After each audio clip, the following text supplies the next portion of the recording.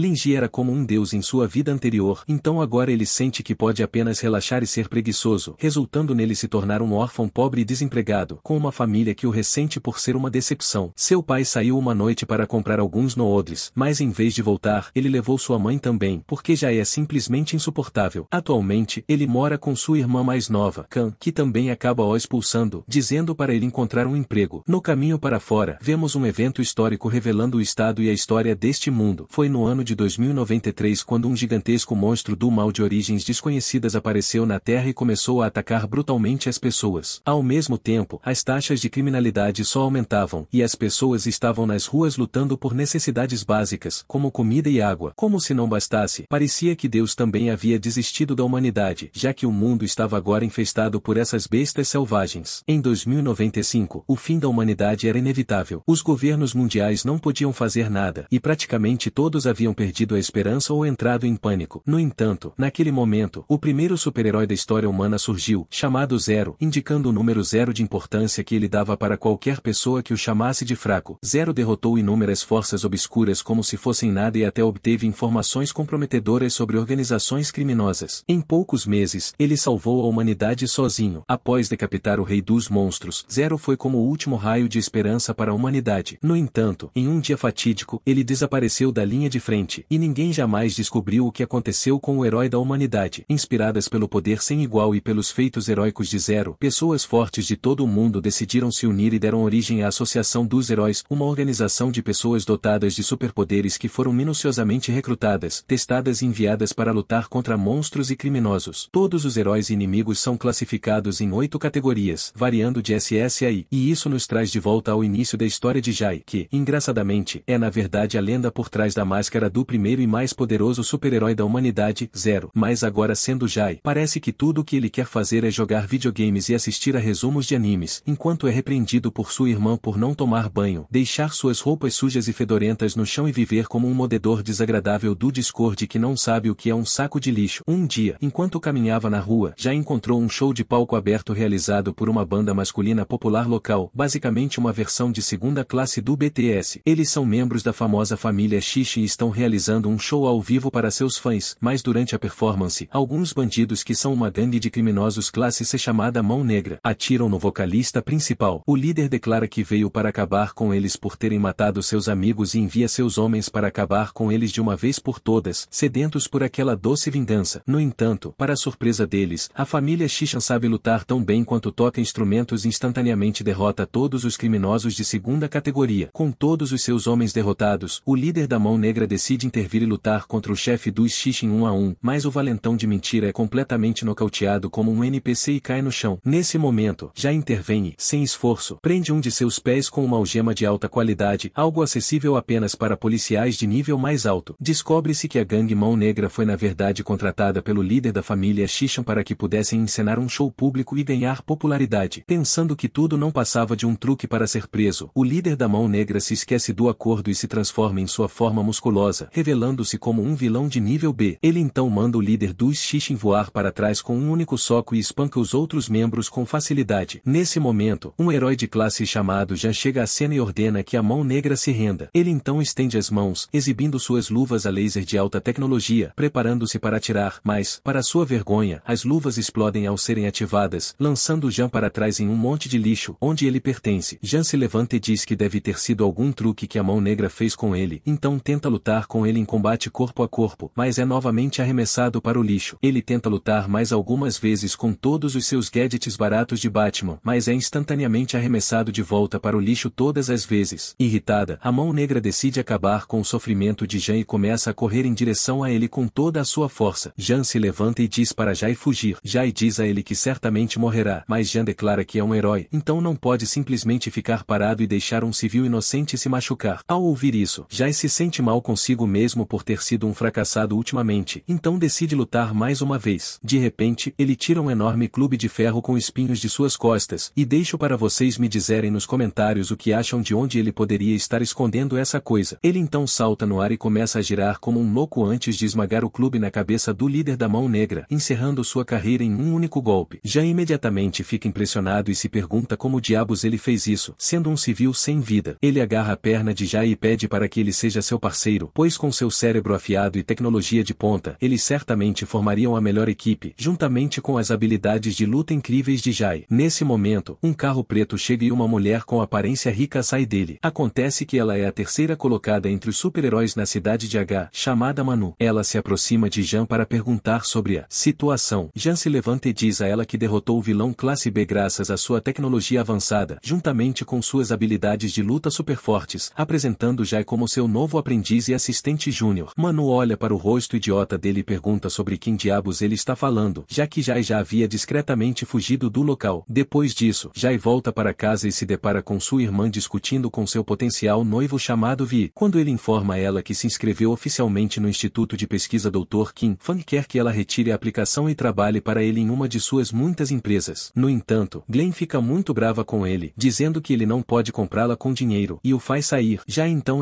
diz a ela que deveria pensar melhor ao rejeitar homens assim, mas ela diz que só se importa com Zero e quer se casar com um homem exatamente como ele. Jai se contorce com a ideia de sua própria irmã ser obcecada com sua identidade secreta. Quando ela pergunta sobre sua busca por emprego, ele responde que não conseguiu nada, e eles começam a discutir sobre isso também. Alguns momentos depois, Jean aparece do nada e oferece oficialmente a Jai se juntar à Associação dos Heróis, dizendo que ele até receberá um salário e poderá ganhar bônus. Sua irmã olha para ele como se esse fosse o momento que ela esperou a vida inteira e assina imediatamente o contrato para que ele não seja mais um fardo. Após isso, Jean o leva para a instalação de teste da Associação dos Heróis, onde vem uma estátua de Zero ao lado de vários outros heróis de categoria SS. Jai pergunta sobre eles, e Jean diz que são os heróis que salvaram o mundo ao lado de Zero, deixando Jai se perguntando quem são essas fraudes, já que ele sempre foi um lobo solitário em sua vida anterior. No entanto, ele é levado para uma sala de testes e encontra um herói de categoria B chamado Ethan, um tanque de guerra que é seu instrutor para o exame de habilidades físicas. Ian o chama de manequim comum e diz que se Jai conseguir se manter contra ele por 3 minutos inteiros, ele passará no exame. Jai pergunta o que acontece se eu te vencer, e Ian dá uma gargalhada e diz que é impossível, não importa o quão forte ele seja. Confiantemente, Jai dá um passo à frente e o duelo começa. Ethan transforma seus braços em 2 lâminas, enquanto Jai puxa o fedorento clube de ferro das suas costas. Ian avança e desfere um ataque reto com seus braços de lâmina, mas Jai o para com apenas uma mão, usando seu clube. O examinador fica chocado, e até Ian o elogia, dizendo que ele é o candidato mais forte que já encontrou. No entanto, nesse momento, Ian fica super sério e salta por trás de Jai para chutá-lo. Jai se recupera suavemente e desvia de seu bloco de cimento, então chuta uma série deles em Ian, como se estivesse chutando uma bola de futebol. Jai os quebra com facilidade antes de ambos se chocarem novamente em um duelo épico, trocando vários golpes. No entanto, Jai fica entediado de brincar com sua comida e segura o braço de Ian com o pé, esmaga seu nariz com um joelho no rosto e o nocauteia assim. Ele passa no seu primeiro exame, surpreendendo a todos ao derrotar um herói de categoria B tão facilmente, mas começa a temer pelo próximo teste, que é uma prova escrita no dia seguinte. Ian acorda no hospital após um pesadelo e começa a chorar como um bebê. Ele é recebido por Manu, que diz a ele que não deve se preocupar porque o novato com quem ele lutou provavelmente é tão forte quanto um herói de categoria A. No entanto, ela tristemente entrega os resultados do exame escrito de Jai e diz que, infelizmente, ele é tão burro quanto é forte, já que só conseguiu 13 de 100 pontos. Ian olha para a folha de respostas confuso, então Manu aconselha a olhar a resposta para a última pergunta, que era escrever suas ideias sobre ser um herói. Ian lê e vê que Jai respondeu dizendo que não quer ser um herói e, além disso, ele nem mesmo entende o que é essa justiça da qual falam, e se pode sequer ser chamada de justiça para começar. Enquanto isso, do lado de fora, no salão principal, Jai e todos os outros candidatos a heróis ficam em frente ao quadro de resultados do teste, onde Jean ri de Jai por conseguir apenas 13 pontos na prova escrita. Ele diz que talvez Jai devesse pensar em terminar o 3º ano antes de considerar se tornar um herói e continua a provocá-lo ainda mais. No entanto, Jai não leva isso muito a sério enquanto se afasta, chamando-o de barulhento. Jean o acompanha e diz para ele animar-se, dizendo que ele não pode ser um herói sozinho e precisará de um parceiro como ele. Ele explica que se tornar um herói é mais sobre encontrar os membros certos da equipe e ter as conexões certas para subir de ranking mais rápido, sugerindo que ele deveria estar mais aberto a trabalhar com os outros e se tornar um jogador de equipe. Já então pergunta se alguém for muito fraco, não acabaria arrastando toda a equipe para baixo, e também acredita que depender dos outros não faz de você realmente um herói. Nesse momento, eles ouvem um grupo de 3 heróis de classe baixa intimidando um jovem com óculos. Eles o cercam e ordenam que ele nunca mais apareça na frente deles. O jovem se pronuncia e diz que, se não usar seus poderes, os criminosos fugiriam e causariam mais danos aos civis comuns. No entanto, os valentões não se importam com os civis comuns, já que eles não causam problemas. Então, como eles poderiam aumentar seu ranking como heróis. Eles dizem que é melhor os criminosos escaparem do que serem pegos por um nerd de óculos como ele, e o mandam renunciar imediatamente à associação dos heróis, caso contrário, continuarão batendo nele. O jovem com óculos os chama de heróis falsos, e eles respondem rindo dele, dizendo que ele é um idiota que vai morrer como o grande Zero. Em seguida, o jogam de lado, mas Jai o segura como um chefe. Enquanto isso, Jean avança rapidamente e soca o cara que o jogou. O cara simplesmente bloqueia o soco e o chama de mais um fã idiota do Zero e se prepara para revidar. No entanto, Jai se coloca entre eles e o segura. O valentão recua e revela que são os famosos irmãos branqueados, os irmãos Triângulo Dourado. Nesse momento, um cara de cabelos azuis os chama de lado e pergunta se podem conversar por um momento. Os irmãos Triângulo Dourado se viram e começam a entrar em pânico, pois o reconhecem como um infame jogador de classe azarado chamado 13. Ele começa a caminhar na direção deles, deixando-os assustados, e antes que ele dê mais um passo à frente, as irmãs Triângulo Dourado fogem com o rabo entre as pernas. Ao ver isso, Jai e os outros ficam realmente surpresos. O garoto dos óculos se apresenta como o rei. Jean o chama de 4 olhos e zomba dele, enquanto Jai se apresenta normalmente e pergunta sobre o ranqueador e que acabou de fazer a gangue de Rank D fugir. O cara se apresenta como 13 e diz que, apesar de ser apenas um ranqueador,